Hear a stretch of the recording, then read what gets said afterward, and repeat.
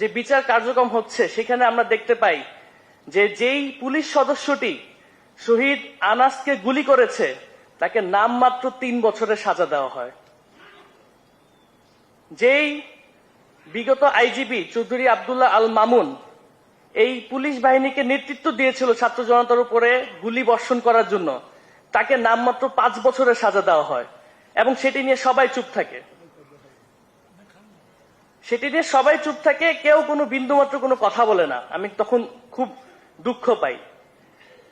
তাই আমার সকলের কাছে অনুরোধ যে আপনারা সবাই মিলে যাতে শহীদদের এবং জুলাই আগস্ট গণ অভ্যুত্থানের যে আকাঙ্ক্ষার বাংলাদেশ, সেই আকাঙ্ক্ষা গড়তে পারি, সেই লক্ষ্যে যাতে আমরা সম্মিলিতভাবে কাজ করে যাই। আমি প্রথমেই ধন্যবাদ জানাচ্ছি আজকের অনুষ্ঠানের সম্মানিত সভাপতি, মাননীয় প্রধান অতিথি সহ বিশেষ অতিথি এবং সকল উপস্থিতিবৃন্দদেরকে, এবং আরো ধন্যবাদ জানাচ্ছি ঢাবি সাদা দল ও ইউট্যাবকে আমাদেরকে এখানে কথা বলার সুযোগ করে দেওয়ার জন্য।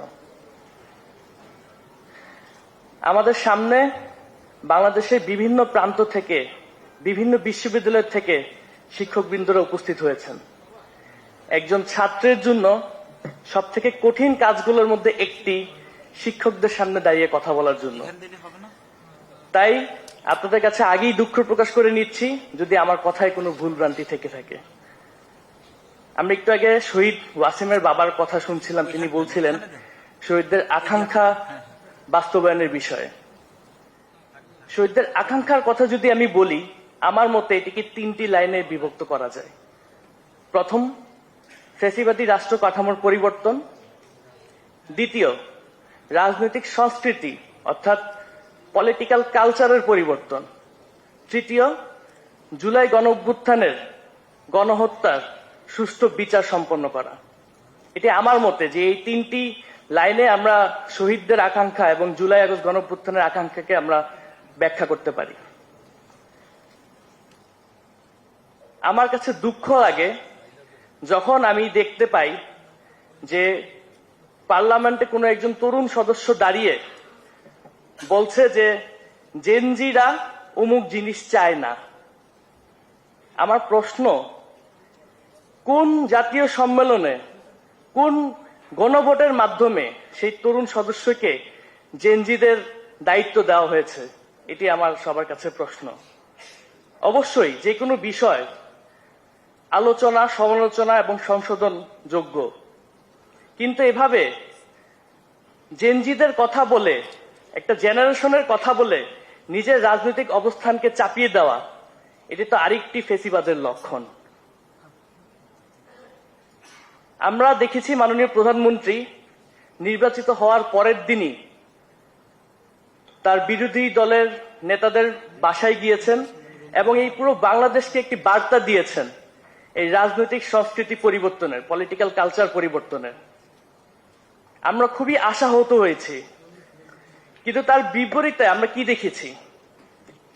আমরা দেখেছি আমাদের যারা সিনিয়র রাজনীতিবিদরা রয়েছে, যাদেরকে মানুষ, এদেশের মানুষ ভালোবাসে, সম্মান করে এবং ভোট দিয়ে নির্বাচিত করেছে, তাদেরকে নিয়ে বিভিন্ন এলাকায় যে যা ইচ্ছা তাই দিয়ে মন্তব্য করছে, মুখে যা আসছে তাই বলছে। এরকম রাজনৈতিক সংস্কৃতি তো আমরা ফ্যাসিস্ট সরকারের, ফ্যাসিস্ট প্রধানমন্ত্রীর মুখে দেখতে পারতাম। আমরা তো এরকম সংস্কৃতি চাইনি। এই যে শহীদদের আকাঙ্ক্ষা, গণ অভ্যুত্থানের আকাঙ্ক্ষা বাস্তবায়ন, এটা কি শুধুমাত্র সরকারি দল বা সরকারেরই দায়িত্ব? এই দায়িত্বটি আমার, আপনার, সরকারি দল, বিরোধী দল, এদেশের সকল জনগণের সম্মিলিত দায়িত্ব। তাই আমাদের এই বিষয়টি খেয়াল রাখতে হবে। শহীদরা কিন্তু আমাদেরকে উপর থেকে দেখছে। শহীদ আবু সাইদ, শহীদ বীর মুগ্ধ, শহীদ ওয়াসিম আকরাম, তারা কিন্তু আমাদেরকে উপর থেকে দেখছে। আমি সবসময় একটি কথা বলি যে দেশকে বদলাতে হলে প্রথমে নিজেকে বদলাতে হবে। আমরা যদি নিজেদেরকে বদলাতে না পারি, আমরা দেশকে বদলাতে পারবো না। আমার কাছে আরো দুঃখ লাগে যখন জুলাই গণ অভ্যুত্থানের যে বিচার কার্যক্রম হচ্ছে সেখানে আমরা দেখতে পাই যে যেই পুলিশ সদস্যটি শহীদ আনাসকে গুলি করেছে তাকে নামমাত্র 3 বছরের সাজা দেওয়া হয়। যেই বিগত আইজিপি চৌধুরী আব্দুল্লাহ আল মামুন এই পুলিশ বাহিনীকে নেতৃত্ব দিয়েছিল ছাত্র জনতার উপরে গুলি বর্ষণ করার জন্য, তাকে নামমাত্র 5 বছরের সাজা দেওয়া হয় এবং সেটি নিয়ে সবাই চুপ থাকে। কেউ কোনো বিন্দুমাত্র কোনো কথা বলে না। আমি তখন খুব দুঃখ পাই। তাই আমার সকলের কাছে অনুরোধ যে আপনারা সবাই মিলে যাতে শহীদদের এবং জুলাই আগস্ট গণ অভ্যুত্থানের যে আকাঙ্ক্ষার বাংলাদেশ, সেই আকাঙ্ক্ষা গড়তে পারি, সেই লক্ষ্যে যাতে আমরা সম্মিলিতভাবে কাজ করে যাই। পরিশেষে একটি কথা বলেই শেষ করব, দেশকে বদলাতে হলে সবার আগে নিজেকে বদলাতে হবে। ধন্যবাদ সকলকে।